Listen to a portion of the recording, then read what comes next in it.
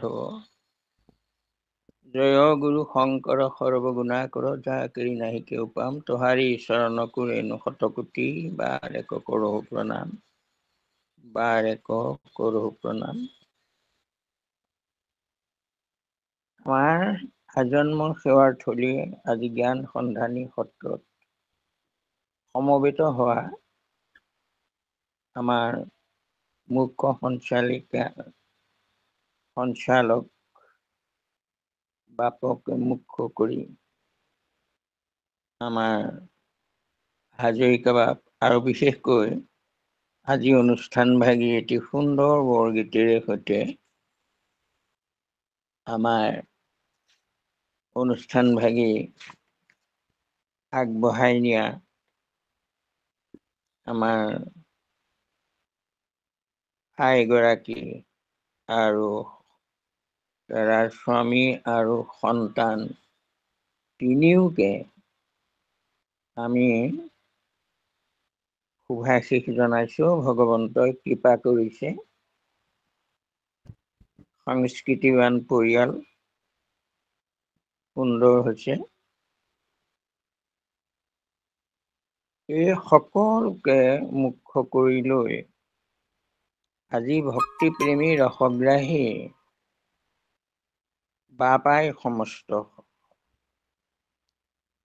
সমস্তলৈকে আমাৰ ভক্তিভাৱ সহভাগী নিবেদিছো। আমি মহাপুৰুষ কৃপালু মাধৱ গুৰুজনে আমালৈ আগবঢ়াই থৈ যোৱা তেখেতৰ বাক্যময় মূৰ্তি, গীত, নাট্য,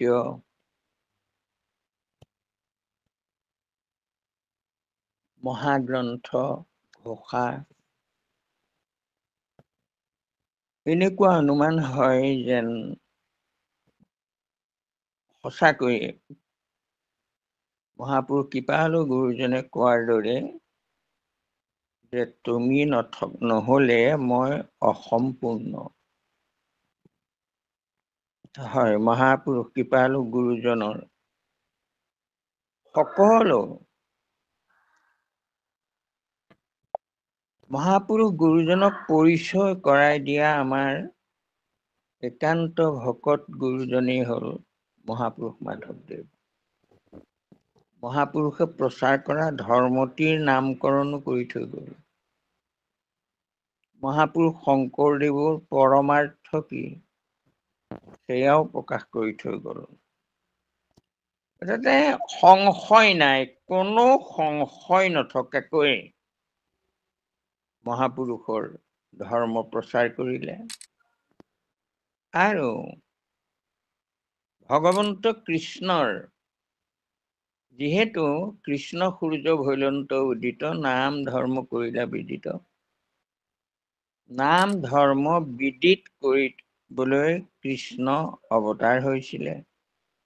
আৰু সেই কৃষ্ণৰ গুণ লীলা ইত্যাদি এইখিনি থৈ পেলাই তেওঁ এৰিলা পৃথিৱী কৃষ্ণে ধৰ্মজ্ঞানলৈ, গৈলা বৈকুণ্ঠ কৈত গুণ নামত হৈ।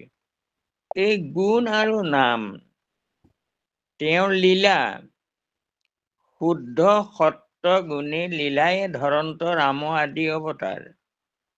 তেহে ভগৱন্ত দেৱ যদুত্তম জানি বাহা সাৰে সাৰ। আনো অৱতাৰৰ সদৃশ কৰন্ত কৰ্ম লীলাই, সুহি কৰ্মে বেদ বিহিত কৰ্মক নিবৰ্তাৱে সমুদায়। অৰ্থাৎ আমি বেদৰ বিহিত কৰ্ম মাৰ্গ, জ্ঞান মাৰ্গ সমুদায় নিবৰ্তন কৰিবৰ কাৰণে তাৰ ঠাইত প্ৰতিষ্ঠা কৰিবলৈ নাম ধৰ্ম, ঈশ্বৰৰ গুণ লীলা কীৰ্তন, শ্ৰৱণ কীৰ্তন দৰ্শন মনন, গীত নাট্য সকলোতে মাত্ৰ আমি ভগৱন্ত কৃষ্ণক আৰাধনা কৰাৰ তেওঁৰ গুণ লীলাখিনি কীৰ্তন কৰিবলৈ, গীত কৰিবলৈ, ভাও কৰিবলৈ সকলো ধৰণে আমালৈ আগবঢ়াই থৈ গ'ল। আৰু মাধৱদেৱৰ মই বাৰে বাৰে ক'লো এটা কথা যে মাধৱদেৱৰ যি বাৎসল্য ভক্তিৰ নমুনা, ইমান প্ৰাঞ্জলভাৱে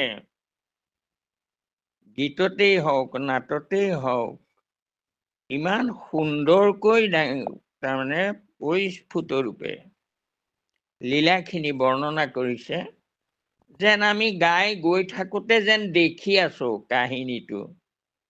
কি কৰিছে শিশু কৃষ্ণই, কেনেকৈ কৈছে, কল্পনালৈ আহি যায় আমাৰ মনৰ, যেন এই অকণমানি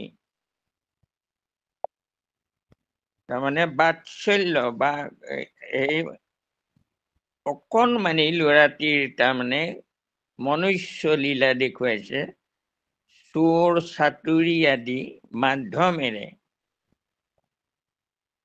মহাপুৰুষ মাধৱদেৱে ইমান সুন্দৰকৈ সজাইছে। আৰু সঁচা কথা ক'বলৈ গ'লে মোৰ কিন্তু এই বাৎসল্য লীলাটোৱে অতি ভাল পাওঁ। মই সেই বাৎসল্য লীলাৰে তাৰমানে কেতিয়াবা কেতিয়াবা সেই দিহানাম গাওঁ, কিবা কৰোঁ, এনেকৈ গাওঁ। মই অকণমান বাৰু হেৰি কৰি দিম, মই বাৎসল্য ৰূপটো মই বেছি ভাল পাওঁ। সোণৰ খাটত শুৱাই থোৱা সেই চৰণ দুখানি ধৰি মুখলৈ আনি বুঢ়া আঙুলি চুপি চোৱা, যে ঋষি মুনিসকলে ভকতসকলেনো মোৰ চৰণত কি পায় সেয়া চাকি চোৱা, এই বাৎসল্যৰ ৰূপবোৰ তাৰমানে মই বৰ ভাল পাওঁ আচলতে। আৰু সেইটোকে মই ধ্যানো কৰোঁ তেনেকৈয়ে। যেতিয়া আমি মুখে বোলা ৰাম হৃদয়ে ধৰা ৰূপ, এই যে আমি এই গীত গাই আছো গীতৰ আকাৰে, সেই লীলাবোৰ আমাৰ দৰ্শন হ'ব লাগে, সেই ৰূপটো আমাৰ হৃদয়ত আমি দেখা পাব লাগে। যেই নহওক পিপৰা গুচোৱা বজাৱলী, আৰু পিম্পৰা মানে পৰুৱা, এয়া আমি পিম্পৰা গুচোৱা নাটত এইটো ভাও দিছে পিপৰা গুচোৱা। মোৰ ঘৰে কনৈটো বলয় গোৱালি, বলাইৰ কনিষ্ঠ মুক বোলে বনমালী। গোপী বোলে এঠা তুমি আইলা কি কাৰণ, ঘৰ পাখৰিয়া আইলো বোলে নাৰায়ণ। গোপী বোলে যদি আইলা ঘৰ পাখৰিয়া, লবনো কলসে কেন আছা হাত দিয়া। কানু বোলে ইটো বৰ দুখ পাইলি বাচি, পিম্পৰা গুচাইতে হামু হাত দিয়া আছি। গোপীয়ে গোপী বোলে ইটো বৰ উপকাৰ ভাল, কৃষক জগাইলি আহি নিৰ্দাৰ চাউল। কানু বোলে বৎসগণ নাপাইলো খুজিয়া, তাক পুচিবাক লাগি জগাইলো আহি। এই চাতুৰি, এই লীলা আমি সেই পিম্পৰা গুচোৱা তাৰমানে সেই তাৰ পৰাই ৰচনা কৰা হ'ল, সেই কাহিনী ভাগৰ পৰাই, যে কলহত হাত দি আছে, পৰুৱাই বগা আছে, মই পৰুৱাবোৰহে গুচাই দিছো, এনেকুৱা। এয়া কালি আমাৰ যোৱা সংখ্যাত আমি সেইখিনি কৰিলো। আৰু গোপীসকলে তাৰমানে এই যে চোৰ ধৰিলে, ধৰাৰ পিছত আহি তাৰমানে যশোদাৰ আগত খল দিলেহি, আৰু তাৰমানে যশোদাই খুব গালি পাৰিলে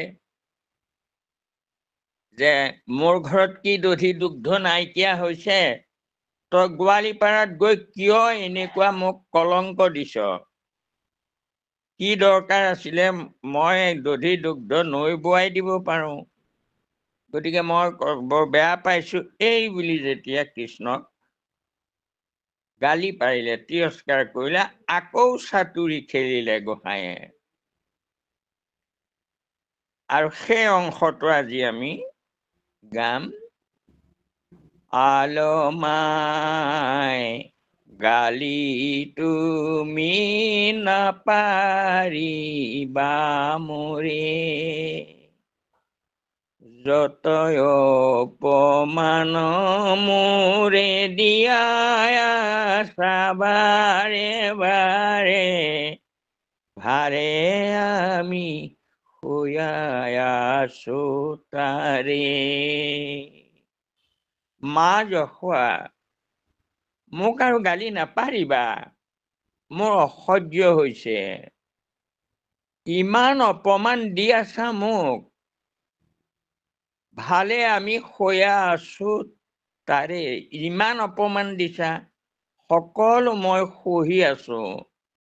হয় মাধৱ প্ৰভু, আৰু কিছু নুবুলিব, তোমাৰ জননী দুখ পায়। হে প্ৰভু, তোমাৰ জননীয়ে দুখ পাইছে আৰু একো নকবা। ইমান বাৎসল্য ভক্তি। কৃষ্ণ বল হে মাই,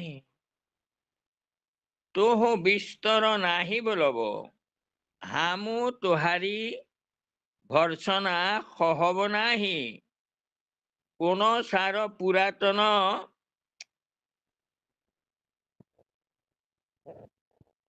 কি পুৰণা কলহ এটা মাত্ৰ, পুৰাতন কলহ ভাঙল ভাগিলে আৰু, তে কৰা দুইক ধন হানি কৰল।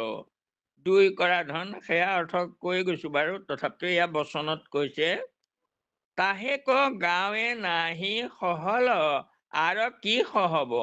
তুমি সেই দুখকণো মোৰ সহিব নোৱাৰিলা, আৰু কি সহিবা বাৰু মা। তোহ জনম আন্ঠু কৰি হয়ে ঠিক, তুমি বহুত দিন তাৰমানে বৃদ্ধ কাললৈকে আঁঠু কুৰি, মানে সেয়া কদুৱে কাঠ বাজি হৈ আছিলা। আৰু হামু পুত্ৰ হোজা, সে দোষ দূৰ কয়লো, মই পুত্ৰ ৰূপে জন্ম হৈ সেই দোষ তোমাৰ আঁতৰ কৰিলো। অব হামাক আগো চাতুৰি লগাও, আৰু এতিয়া মোৰ লগত তুমি চাতুৰি খেলিছা। অ কি দাৰুণ হৃদয়, তোমাৰ ইমান কঠিন হৃদয়, আপোন পুত্ৰক দায়া নাহি মানত, তুমি নিজৰ পুত্ৰৰ প্ৰতি তোমাৰ দয়া নাই অকনো। জগত চাকিয়ে লবনো চোৰ, নহয় এইটো ঢাকিয়ে হ'ব লাগে, জগত ঢাকিয়ে লবনো চোৰ নাম দেলহ, গোটেই জগতত মোক চোৰ লবনো চোৰ নামটো প্ৰখ্যাত কৰিলা তুমি, আৰু হামাক কি কৰিতে কি ৰহল, মোক আৰু কি কৰিবলৈ থাকিলে বাকী। অব অপমানৰ সহিতে নাপাৰি পলাব, তোহাৰি ভাৱনা চুৰ কৰব। মই অপমান সহিব নোৱাৰি, মই ইয়াৰ পৰা গুচি যাম, আৰু তোমাৰ ভাৱনা চূৰ্ণ কৰিম। হামাক নাপাই পাছো কান্দি মৰব, মোক নাপাই পিছত কান্দি কান্দি মৰিবা। সংগী বল, তাৰমানে লগৰ ল'ৰাবোৰকে সংগী সকলে তাৰমানে সহিব পৰা নাই, ইমান বেছিকে গালি পাৰিছে মাকক। হে পৰমেশ্বৰ, আৱৰ কিছু নাহি বোলব, হে পৰমেশ্বৰ আৰু গালি নাপাৰিবা। তোহাৰি জননী দুখ পায়, তোমাৰ মাই দুখ পাইছে। তোহাৰি মায়াৰ অন্ত ব্ৰহ্মাদি দেৱতা সব নাহি পাৱত, তোমাৰ মায়াৰ অন্ত ব্ৰহ্মাদি দেৱতাইও নাপায়। সামান্যক কি কহব, এই সামান্য এগৰাকী মহিলা, এওঁনো কি বুজিব, তোমাৰ মহিমাৰ কথা আমি কি কম। হে পৰমেশ্বৰ, তোহাৰি অভয় চৰণে কৌটি প্ৰণাম কৰোঁ। হে পৰমেশ্বৰ, তোমাৰ চৰণত আমি কোটি কোটি বাৰ সেৱা জনাইছো। পুত্ৰ হে সামাজিক লোক পৰম ঈশ্বৰ শ্ৰীকৃষ্ণ পৰম কৃপা গুণে অৱতৰি নানা বিনোদ কয়ল ইহাকৰ শ্ৰৱণ কীৰ্তন কৰি সুখে সংসাৰত ৰব জানি কৃষ্ণ চৰণে মন থিৰ কৰি নিৰন্তৰে হৰি বোল হৰি বোল। এয়া সামৰণি।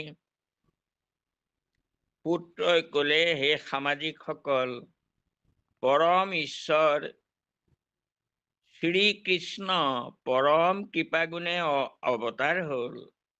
নানা বিনোদ কৰিলে আনন্দ কৰিলে ইহাকৰ শ্ৰৱণ কীৰ্তন কৰি এই গোটেই কথাখিনি সামৰি দিলে। এই যে কৰিলে লীলাবোৰ কিয় কৰিলে? ইহাকৰ শ্ৰৱণ কীৰ্তন কৰি সুখে সংসাৰত ৰব। সকলো মানুহে ইয়াকে কীৰ্তন কৰি সংসাৰৰ পৰা মৃত্যু ভয় গুচিব, অৰ্থাৎ উদ্ধাৰ হব।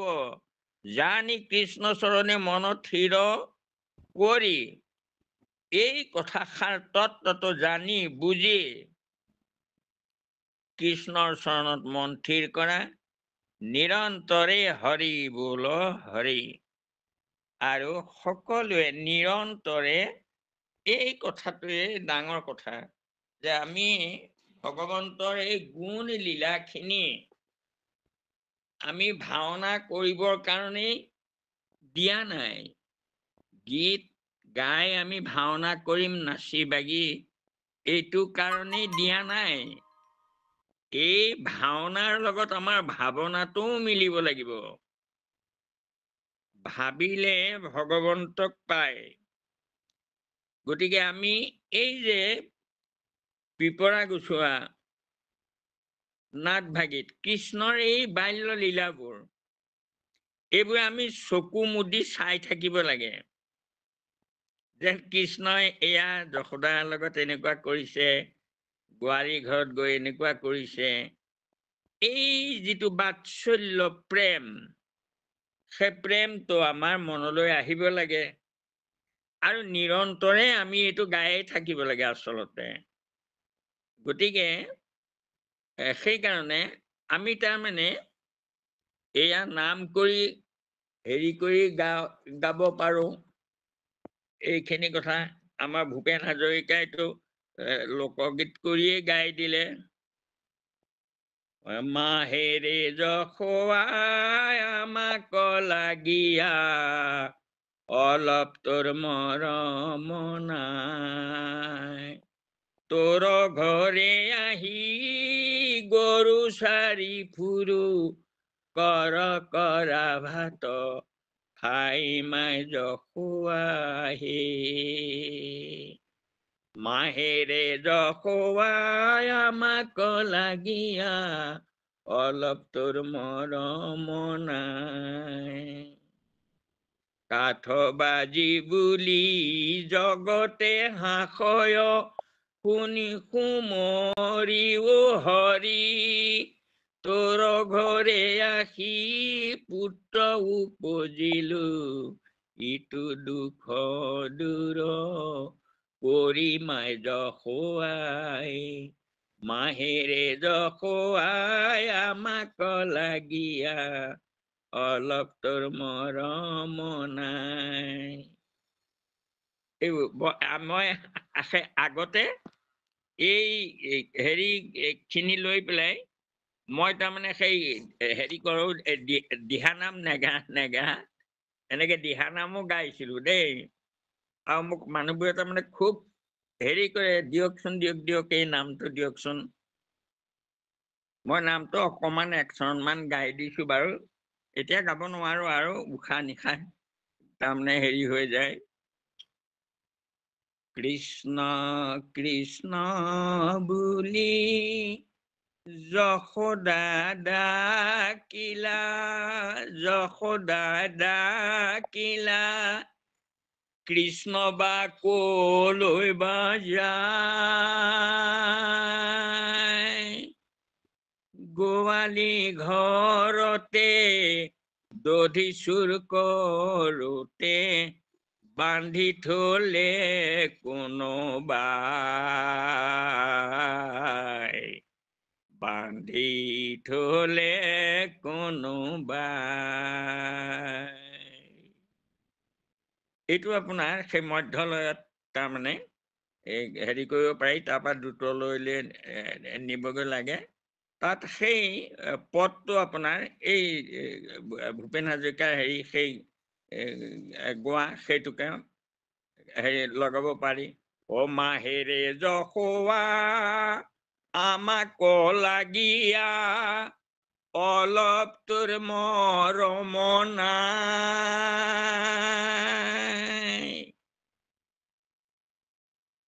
তোৰ ঘৰে আহি গৰু চাৰি ফুৰু, কৰ কৰা ভাত খাই।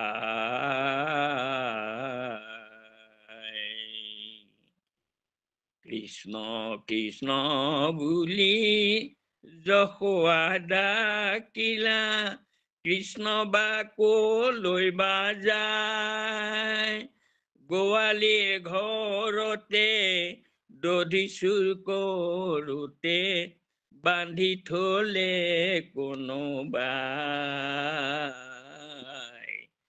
বান্ধি থলে কোনোবাই। এই এনেকে এইবোৰ আমি তাৰমানে নাম কৰি কৰি গাইছিলো, আৰু পদো এই এনেকে ইয়াৰো পদ তাত তাৰমানে সংগতি ৰাখি দিব পাৰি। দি মুঠতে এই বাৎসল্য প্ৰেমটো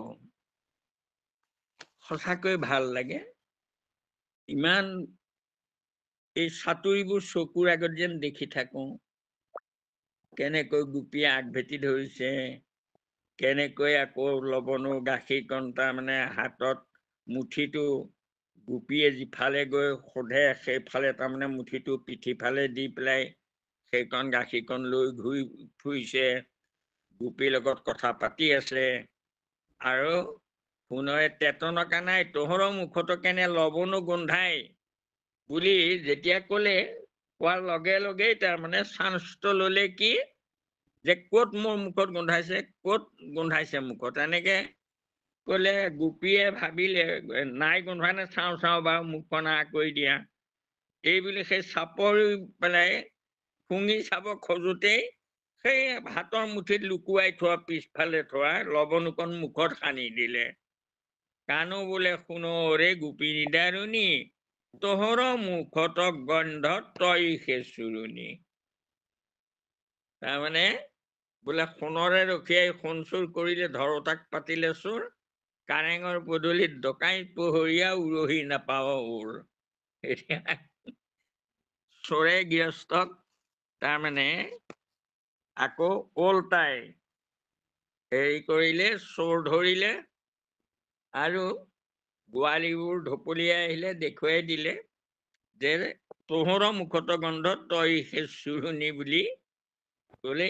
এই ইমান সুন্দৰ এই লীলা চাতুৰি, তাৰপিছত সেয়া ভূমিল হেতোৱা আছে কাহিনী, সেয়া আমি পিছত পাম বাৰু। আজি এয়া চাতুৰি, চোৰ আৰু চাতুৰি দুইটাই পিপৰা গছোৱা আৰু চোৰ ধৰা এই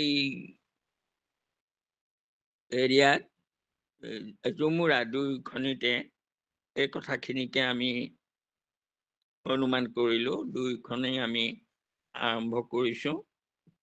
এতিয়া মোৰ কথাটো হ'ল এইটো, বাপাই সমস্ত মই সকলোকে সদায় কৈ থাকো এইটো যে আমি আৰু আনুষ্ঠানিকতাটোনো কিমান দিন কৰি থাকিম বাৰু। চোৰ ধৰা পিপৰা গুচোৱা পঢ়িছানে? পঢ়িছো, পঢ়িছো, কাহিনীটোও জানিছো। আমাৰ জ্ঞান হ'ল কথাটো, এইটো জ্ঞান। আৰু আমি যেতিয়া সেই লীলাবোৰ নিজৰ মনত কৰি থাকিম, গুণ লীলাবোৰ গাই থাকিম অহৰহ, তেতিয়া আমাৰ বিজ্ঞান হ'ব দেই। ইতিমধ্যে আমাৰ জ্ঞান হ'ল, আৰু তেতিয়া সেই বিজ্ঞান হ'ব অৰ্থাৎ বুজি পাম, আমি তাৰমানে গোটেই চাতুৰিবোৰ বুজি পাম, তেতিয়া সেয়া বিজ্ঞান হ'ব। আকৌ যিটো বুজি পালো যে কৃষ্ণই এই লীলাবোৰ কেলে কৰিছিলে, সেই লীলাবোৰ কীৰ্তন কৰি আমি উদ্ধাৰ হ'বৰ কাৰণে, আমাৰ জন্ম নিবাৰণ কৰিবৰ কাৰণে এইবোৰ লীলা কৰিছিলে। এইটো আমি বুজি পালো। এতিয়া বুজি পোৱাৰ পিছত কি হ'ব? বুজিলো যেনিবা, এতিয়া বুজি পেলাই সেইটো নিজৰ জীৱনত তদং হৈ যাব লাগিব, অৰ্থাৎ তাত আমি মজি যাব লাগিব। আমি নিজে সেইটো আমাৰ জীৱনত আমি সেইটো কৰি থাকিম। আমি এই গীতবোৰ গাই থাকিবলৈতো মুখস্থ কৰিলেও গাই থাকিব পাৰোঁ, কাম কৰি থাকোঁতেও গাই থাকিব পাৰোঁ, আৰু গাই পেলাই সেই লীলাৰ যিটো ৰস, সেই ৰসটো পিবত ভাগৱতং ৰসমালয়ং, আমি মৰণ কাললৈকে সেই ৰসটো আস্বাদন কৰি কৰি আলয়ং, এই দেহটো লয় নোহোৱা পৰ্যন্ত আমি ঈশ্বৰৰ নাম লৈ থাকিব লাগে। আৰু উদ্দেশ্য ইমান মহান গুৰুজনৰ, আৰু গুৰুজনে দুয়োজনাই গুৰুৱেই আমাক ইমান সুন্দৰকৈ, আমি কোনো কষ্ট কৰিব নালাগে, ইমান সুন্দৰকৈ একেবাৰে মানে সেই সকলো সজাই পৰাই দিছে, বাঢ়ি দিছে, খাব লাগে মাত্ৰ আমি। আমি ৰন্ধন প্ৰকৰণ কৰি হেৰি কৰা দৰকাৰ নাই। ভকতিৰ হেৰি ৰস আমি চেপি উলিয়াব নালাগে, ৰস উলিয়াই দি থৈ গৈছে, আমি মাত্ৰ খাব লাগে, খাব লাগে পিবত, আৰু এয়া ৰস আমি আস্বাদন কৰিব লাগে। কিন্তু এই কথাটো তাৰমানে বৰ্তমান এনেকুৱা যেন অনুমান হয় আমাৰ, আমি আনুষ্ঠানিকতাটো কৰিবৰ, এতিয়া আনুষ্ঠানিকতা বোলে নালাগিব নেকি? কিন্তু লাগিব। আনুষ্ঠানিকতাটো কৰি লৈহে আমি ঈশ্বৰক বাহিৰলৈ উলিয়াই আনিব পাৰিম। গুৰু সেৱা কৰি থাকিম আমি, কিন্তু গুৰু সেৱা কৰাটো, আনুষ্ঠানিকতাটো একেবাৰে মৰণ কাললৈকে, আৰু গোসাঁই ঘৰতে যদি গুৰু সেৱা কৰি থাকোঁ, তেতিয়া সেইটো আৰু আমাৰ তাৰমানে ফলপ্ৰাপ্তিটো কি হ'ব? কাৰণ গোসাঁইক আমি জগতলৈ উলিয়াই আনিবই নোৱাৰিলোঁ, হৃদয়লৈ লৈ আহিব লাগে। তাৰপিছত গৈ সমস্ত ভূততে ব্যাপি আছো, তেতিয়া আৰু তেওঁ আকৌ গোসাঁই ঘৰলৈ ঈশ্বৰ বিচাৰি গ'লে, তেতিয়াহ'লে তেওঁ বহুত তাৰমানে ঈশ্বৰ পাৰ হৈ গুচি যাবগৈ লাগিব নহয়, গোসাঁই ঠাইলৈ যাওঁতে যাওঁতে। গতিকে তেওঁৰ কাৰণে নাই আৰু তেতিয়ালৈকে তাৱত কৃষ্ণৰ ভক্ত নৰে, ভক্তি অবিৰোধী কৰ্ম কৰে। সেই আমাৰ গুৰু সেৱাটোও ভক্তি অবিৰোধী কৰ্ম। সেই ভক্তি অবিৰোধী কৃষ্ণ কথা, তাৱত কৃষ্ণৰ ভক্ত নৰে, ভক্তি অবিৰোধী কৰ্ম কৰে, কৃষ্ণৰ কথাটো ৰতি যাৱে নোপোজয়, যেবে ভৰিলে কৃষ্ণ কথাৰত, অহৰহ যেতিয়া কৃষ্ণ কথা আহি গ'ল আমাৰ, নিত্য নৈমিত্তিক আদি যত, এই নিত্য নৈমিত্তিক কৰ্ম বুলি কওঁতে আমাক কি কয়? আমি নিত্য কৰ্ম কি কৰোঁ? গুৰু সেৱা কৰোঁ, পুৱা কৰোঁ, দুপৰত কৰোঁ, সন্ধ্যা কৰোঁ, এই তিনিবাৰ আমি গুৰু সেৱা কৰোঁ। নিতৌ কৰোঁ, নিতৌ কৰাৰ কাৰণে সেইটো নিত্য কৰ্ম কৰে। তাৰ বাহিৰেও আমি কিবা অনুষ্ঠান প্ৰতিষ্ঠান, কিবা উদ্দেশ্য লৈ বাৰ্ষিক বুলি, তেতিয়াও ঈশ্বৰৰ নাম গাওঁ। কিন্তু আমাৰ এতিয়া কথাটো হৈছে এইটো যে আমি গোসাঁই ঘৰত সেই তিনিবাৰ সোমাই পেলাই ঈশ্বৰৰ নাম ল'ম নে নাই? নামটো আমাৰ হৃদয়লৈ লৈ আহিম, আনিব নোৱাৰালৈকে তালৈ গৈয়ে থাকিব লাগিব। সেই নিত্য নৈমিত্তিক কৰ্ম, নিত্য নৈমিত্তিক কৰ্ম সেইদিনা ত্যাগ হ'ব, যিদিনা ঈশ্বৰক হৃদয়লৈ লৈ আহিলো, আৰু গোসাঁই ঘৰত ঈশ্বৰ বিচাৰি যোৱা দৰকাৰ নাই, য'তে থাকো তাতে থাকিব ঈশ্বৰৰ লগতে।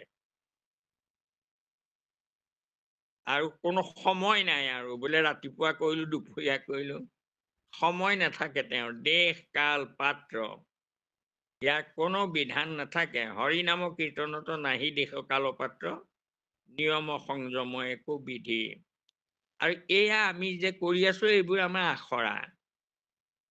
আমি এয়া নাট কৰিলো, গালো বালো, বা প্ৰদৰ্শনো কৰিলো, এটাই উদ্দেশ্য যে এই নাটৰ ৰহস্যখিনি নিজৰ হৃদয়লৈ আনিব লাগে আৰু উপলব্ধি কৰিব লাগে, আৰু সংসাৰ তৰণৰ উপায় আমি নিৰন্তৰে হৰি বল এই নিৰন্তৰে বুলিব লাগে, কিন্তু আমি নিৰন্তৰ বুলিব নোৱাৰো, অসুবিধা থাকে। গতিকে নিৰন্তৰ নহলেও আমি মাজে মাজে অন্তত ল'ব লাগিব। এনেকৈ লওঁতেহে আমাৰ ভক্তি সিদ্ধ হ'ব। আৰু গুৰুজনৰ উদ্দেশ্যও সেয়াই, দুয়োজন গুৰুৰে উদ্দেশ্য। আহক আমি সকলোৱে এয়া কৰি আছো। আমি গীতেৰে গাইছো, প্ৰসংগেৰে গাইছো, আমি সংস্কৃতিৰে তাৰমানে ভাওনাৰে গাইছো।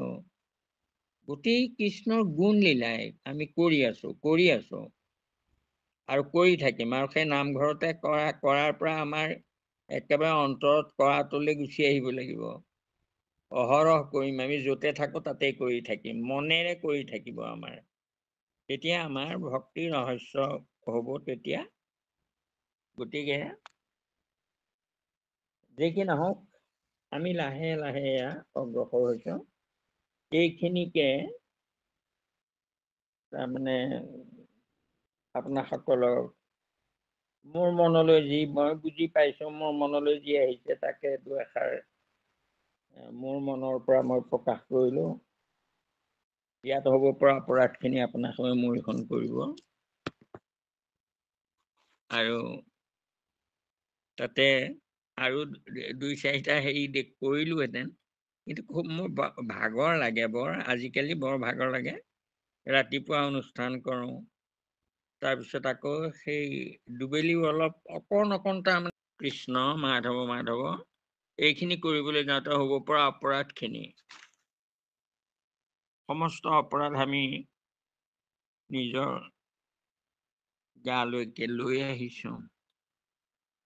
কোটি কোটি ঘৰৰ অপৰাধনকে কৰময়ী দুৰাশয়। হে হৰি মোক দাস হেন মানি ক্ষমিও কৃপাময়। শ্ৰীমন্ত শংকৰ হৰি ভকতৰ জানা যেন কল্পতৰু। তাহান্ত বিনাই নাই আমাৰ পৰম গুৰু। আমাৰ পৰম গুৰু কৃষ্ণ মাধৱ।